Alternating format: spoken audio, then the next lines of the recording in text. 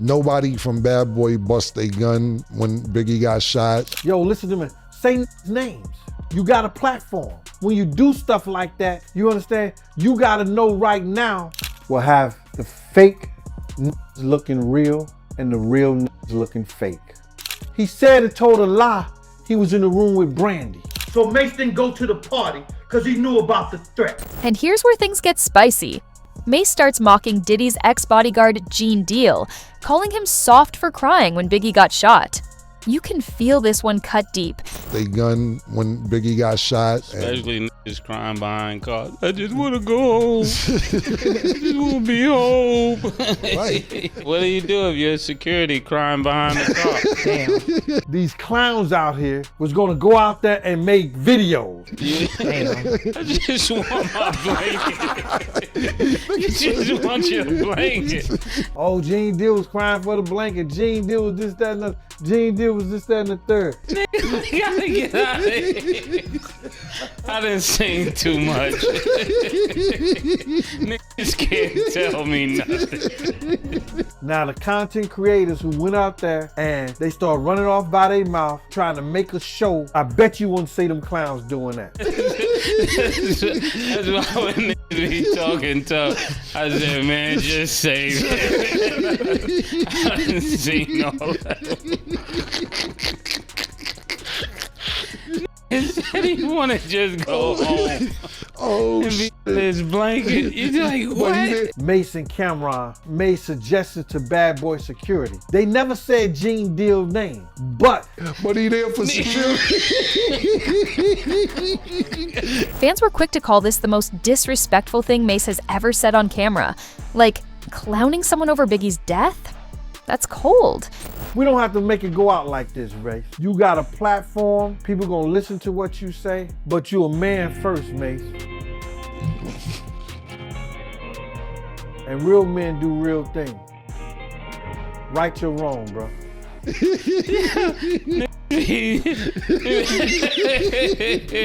And just when you thought Mase couldn't push it further, Gene Deal claps back, demanding Mase to say names. It's Harlem tension all over again. Mase, yo, listen to me. Say names. You got a platform. When you do stuff like that, you understand? You gotta know right now that people look at me as being bad boy security. So when you say stuff like that, brother, you gotta be clear. Somebody shot the biggest rapper in the world. Why nobody shoot? Why y'all didn't shoot back? Y'all had guns? Mase, say names. They're not telling the truth. They're not naming names. Nobody from Bad Boy bust a gun when Biggie got shot. So you got Biggie passed away, security not busting their hammer, Puff get on a private jet, everybody going, and Mase figured his way to get out of here. So we was talking about, he said, Cam, that's why you just see me run around with nobody sometimes. Ain't nobody do shit. I'm better off by myself. It's funny, but not funny. Yeah, when they go, cow, cow. Yeah. You know, you by yourself. Everybody trying to make it home. Yeah. This right here had the internet divided. Some people said Mase was just keeping it real. Others said he was out of pocket for disrespecting security who were there that night. Now here's where it flips. Mase actually warned Puff about a threat before Biggie's death. Fans were shook when they heard this part. Prior to the Peterson Museum, Mase and Stevie J went to a celebrity basketball game. They let the dudes, I don't know if it was the dudes from the Dog Pound, it was the dudes that was Crips. They let Stevie J and Mase know, we want Puff and we want Big. So I call him, I say, Puff, I got some intel, brother. You understand? I got some intel. The guys are coming to kill us tonight at the museum party. Mase came back from that game. He let me know and he let Puff know. Mase told Puff. Mase told him the day before Big got killed. So Mase didn't go to the party because he knew about the threat. You know Gene Deal. Yeah. Gene said that accident was a result of Tupac's death because Big was so upset. He was so devastated that he got smoked out of his mind, gave Lil C's the keys. They got smoked out their mind, and they had an accident, and Big went through the car window. Could have killed, he could have been dead then. He broke both of the fibula bones in his body. This just sound like the rotors was bad. Like they had bad brakes on that joint. I don't know. I don't know what that means. What the fuck that? Nah, we got into a car accident. I'm telling you from my perspective how it happened. Brakes was up on that shit. I was driving it. I know for a fact. And it was a little raining out there too. And we wasn't going fast either. Like I said, we just paid the toll and we was going to where the north-south things separate. I was turning around the bend and that shit just started going crazy. And I wound up running into the rail. That was it. Biggie wasn't driving, so what would it do for him to be upset about Tupac? He wasn't driving. He wasn't in control of the car. I was driving. And that's just the result to what happened. You know what I'm saying? Like, you know. So you're saying that accident that happened between Big and Lil C's, the car accident, was almost like a side effect of Tupac dying? Yeah, that night. It was like when he heard the news, it was that night. Or you know what I'm saying? He gets smokes out of his mind because, the kid was hurt. You know what I mean? So Mase didn't go to the party because he knew about the threat. He told me, he told Puff. He never mentioned a damn thing to Big. I don't know if he told Big. He told about the game, the situation, and told Puff, right? Told us. Well, he told us. I don't think Mase told Big, but it was enough. I told Big, I told D-Rock. Like I remember, we interviewed Gene Deal, and he talked about the timeline of Biggie and Tupac and so forth. And he said how he got into an accident after Tupac died because he was so upset. And then when we interviewed Lil C's was like, no, that's not how it happened. I mean, I was there. I was in the car when it crashed. That silence says it all. Mase might have told Puff, but not Biggie. If that's true, that's haunting. And then out of nowhere, a whole side of gossip.